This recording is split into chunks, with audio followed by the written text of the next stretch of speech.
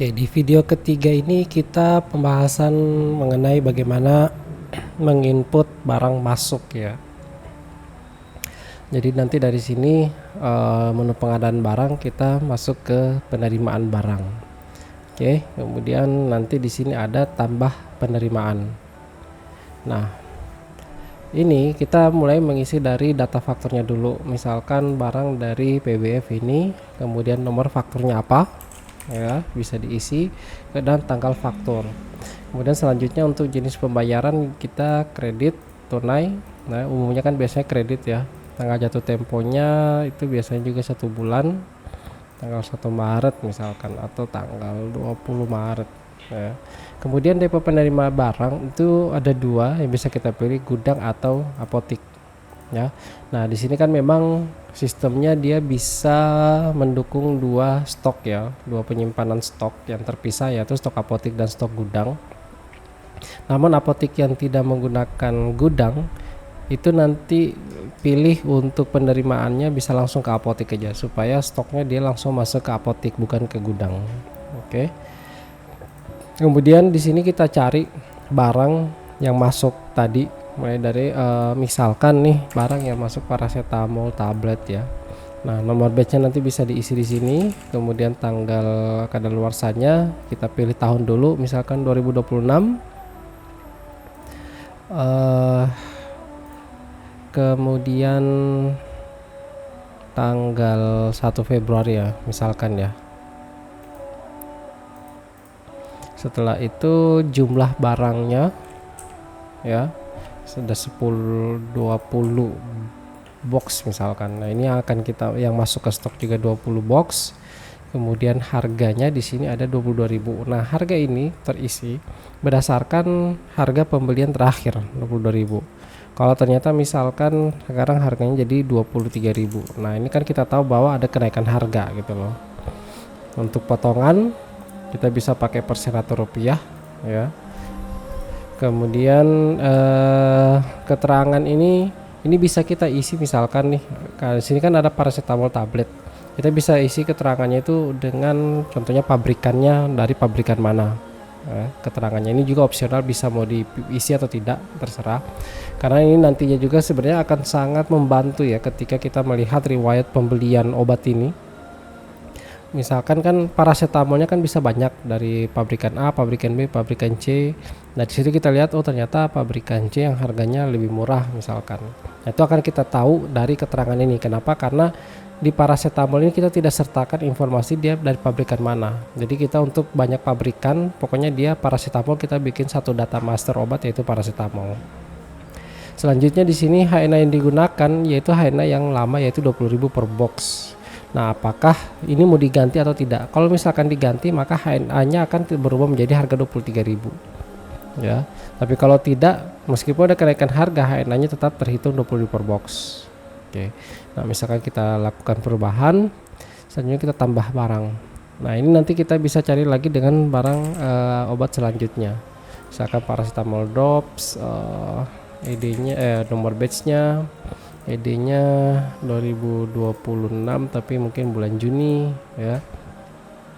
Yang masuk itu ada 12 botol, kemudian harganya misalkan berapa ya, 8.000 kali ya. Oke. Nah, ini tentu diupdate aja, ganti HNA-nya. Kenapa? Karena sebelumnya belum ada gitu loh. Tambah. Nah, sampai di sini ini kemudian ada penghitungan total sebesar 556.000 ya. Nah, terkait PPN-nya, apakah total harga ini sudah termasuk PPN atau belum? Kalau belum, nanti kita tinggal pilih yang saat ini berlaku adalah yang 11% gitu ya. Nah, ini perlu dicatat bahwa harga 23.000, kalau dia seandainya total harga yang sudah termasuk PPN, maka 23.000 inilah yang menjadi HNA. Tapi kalau misalkan dia PPN 11 tambah PPN 11%, nanti HNA-nya itu adalah 23.000 ditambah dengan PPN 11% gitu ya. Oke, selanjutnya di bagian pembayaran, karena ini dia kredit, makanya di sini kosong. Tapi kalau seandainya di sini tunai, nah ini nanti ada proses untuk pembayaran. Oke. Ini kita kredit, tanggal jatuh temponya 20 Maret tadi ya. Kemudian setelah daftar barang sudah terisi, kita cocokkan subtotalnya dengan faktur, subtotalnya dengan difaktur, kemudian totalnya dengan difaktur. Nah, jika ada kesalahan, ada ketidaksesuaian, maka nanti bisa ditelusuri per itemnya. Paling gampang sih memang kita lihat aja di sini subtotalnya berapa. Kalau ada yang ini tidak sesuai, berarti ini mungkin ada pengaturan harganya yang salah atau jumlah atau potongannya. Oke, setelah itu kita klik simpan dan berhasil. Di sini kita lihat nih datanya detail. Ini tadi yang kita terima ya, paracetamol tablet dan paracetamol drops. Ini adalah data penerimaan barang dengan kode penerimaannya adalah ini. Selanjutnya dari penerimaan barang ini yang sudah kita input, terbitlah dia fakturnya ya.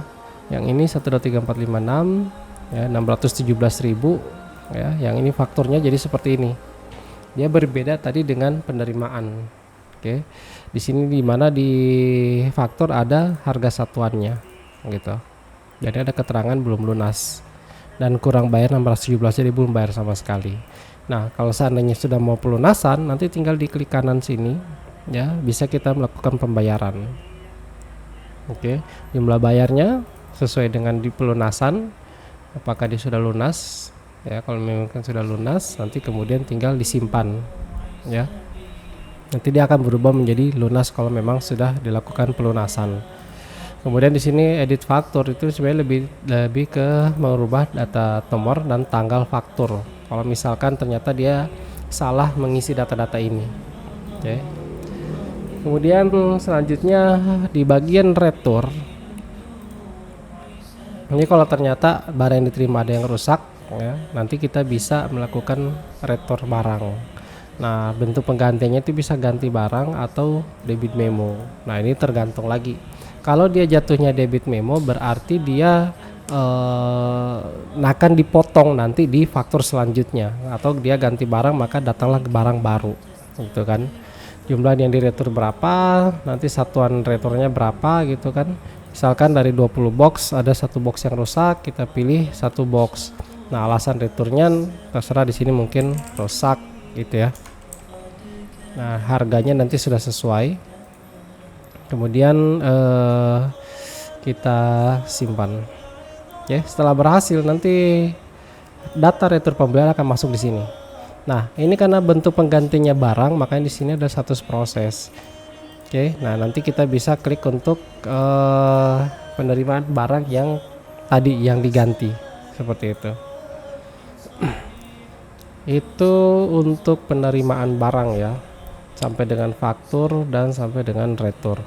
Oh iya, untuk satu lagi untuk syarat faktur pembelian, syarat untuk melakukan retur pembelian yaitu adalah pastikan bahwa barangnya betul-betul belum terproses di stoknya. Ya, ini tadi kan kita meretur paracetamol tablet ya. Kalau kita cek di sini paracetamol tablet, ini kartu stoknya. Nah, di sini memang ada terretur gitu. Kenapa bisa? Karena ini pertama barang masuk 2000, ketika diretur langsung 100 keluar gitu. Oke. Sekian untuk penerimaan barang ya. Terima kasih.